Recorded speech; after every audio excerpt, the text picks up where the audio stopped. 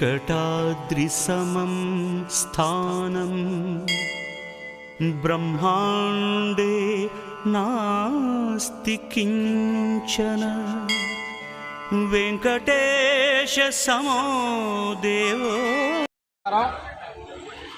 ఈ రాష్ట్రంలో 2024లో నూతన ప్రభుత్వం ఏర్పాటైన తర్వాత ఈ ప్రభుత్వం ఈ రాష్ట్ర ప్రజలకి అనేక హామీలు ఇవ్వటం జరిగింది.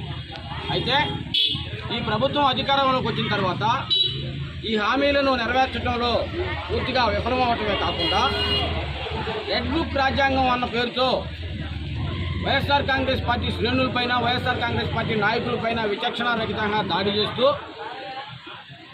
తద్వారా ప్రజల్లో తీవ్ర వ్యతిరేకత వచ్చిన పరిస్థితుల్లో దాన్ని డైవర్ట్ చేసే దానిలో భాగంగా డైవర్ట్ పాలిటిక్స్లో భాగంగా ఈ రాష్ట్రంలో తెలుగుదేశం పార్టీ మరియు కూటమి ప్రభుత్వం అనేక రకాల అపనిందలు అపవాదులు ప్రజల ముందుకు తీసుకురావడం జరిగింది.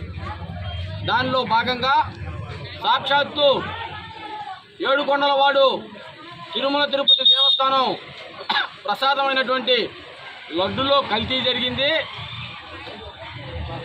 దానిలో జంతువుల కొవ్వు చేపల కొవ్వు కల్తీ చేశారు వైఎస్ఆర్ కాంగ్రెస్ పార్టీ వాళ్ళు అని చెప్పి ఈ కూటమి ప్రభుత్వం ప్రజలను తప్పుదారి పట్టించడం జరిగింది. ఈ ప్రజలను తప్పుదారి పట్టించడంలో భాగంగా ఈ రాష్ట్ర ప్రజలనే కాకుండా యావత్ ప్రపంచంలో ఉన్న హిందువుల మనోభావాలు దెబ్బతినే విధంగా ఈ నాయకులు మాట్లాడటం జరిగింది. అయితే నిజాయితీకి మారుపేరు అయినటువంటి మా నాయకుడు జగన్మోహన్ రెడ్డి గారు ఆనాడే చెప్పడం జరిగింది.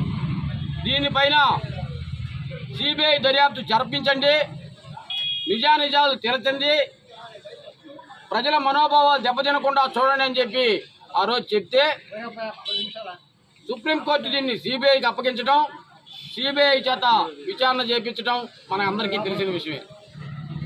సిబిఐ విచారణ చేసి దీంట్లో నిగ్గు తేల్చింది ఏందయ్యా అంటే ఎక్కడా కూడా జంతువుల కొవ్వు కానీ చేప నూనె కానీ పందుల కొవ్వు కానీ వాడలేదు, ఎటువంటి కల్తీ జరగలేదు అని చెప్పి ఈరోజు తేల్చడం జరిగింది. ప్రజల మనోభావాలతో ఆడుకొని ఆ రోజు డ్రామాలాడి నాటకాలాడి ఏదేదో నిజమైన హిందువుల మాదిరిగా గుడి మెట్లు కడిగిన వాళ్ళు పాపం గొంతు చించుకున్న వాళ్ళంతా ఈరోజు ఏమి సమాధానం చెప్తారని చెప్పి సందర్భంగా మేము ప్రశ్నిస్తున్నాం. ఇంతమంది హిందువుల మనోభావాలు దెబ్బతీసి వెంకటేశ్వర స్వామిని సాక్షాత్తు వెంకటేశ్వర స్వామిని సైతం రాజకీయాల్లోకి లాగిన వీళ్ళకి వెంకటేశ్వర స్వామి సరైన గుణపాఠం చెప్తాడని చెప్పి ఈ సందర్భంగా తెలియజేస్తున్నాం. దానిలో భాగంగా ఈరోజు మేమంతా కూడా వైఎస్ఆర్ కాంగ్రెస్ పార్టీ శ్రేణులంతా కూడా మా అందుబాటులో ఉన్నటువంటి దేవస్థానాల్లో ఆ దేవదేవుని ఒకటే కోరుకుంటున్నాం. నాయన ఈ రాజకీయాల్లో భగవంతుని కూడా వాడుకుంటున్నారు, వాళ్ళ మనసు మార్చు, రాజకీయాలకి భగవంతుడికి ముడిపెడుతున్నారు, హిందువుల మనోభావాలు దెబ్బతీస్తున్నారు, భక్తుల మనోభావాలు దెబ్బతీస్తున్నారు. తద్వారా వెంకటేశ్వర స్వామి ప్రతిష్ట దిగజార్చే విధంగా వీళ్ళు ప్రయత్నం చేస్తున్నారు. వీళ్ళ మనసు మార్చండి, వీళ్ళకి మంచి హృదయం కల్పించండి, మంచి బుద్ధి కల్పించండి అని చెప్పి కోరుకుంటూ ఈరోజు భోగోల్లోని విజయ గణపతి ఆలయంలో ఈ పూజలు నిర్వహించడం జరిగింది. ఇకనైనా ఈ కూటమి ప్రభుత్వం ప్రజలకు ఇచ్చిన హామీలను నెరవేర్చి ప్రజలకు ఇచ్చిన మాటను నిలబెట్టుకొని ప్రజలకు సేవ చేసే కార్యక్రమంలో బాగుండాలి కానీ ముందుండాలి కానీ ఇటువంటి చీప్ రాజకీయాలు చేసి జనాల మనోభావాలు దెబ్బతీసి ఏదో రాజకీయం కలుపుకోవాలనుకోవడం మంచి పద్ధతి కాదని చెప్పి తెలియజేస్తూ ఈరోజు ఇక్కడికి వచ్చేసినటువంటి మీడియా మిత్రులకైతేనేమి ముఖ్యంగా మా వైఎస్ఆర్ కాంగ్రెస్ పార్టీ నాయకులకి ధన్యవాదాలు తెలియజేసుకుంటూ సెలవు తీసుకుంటున్నాను.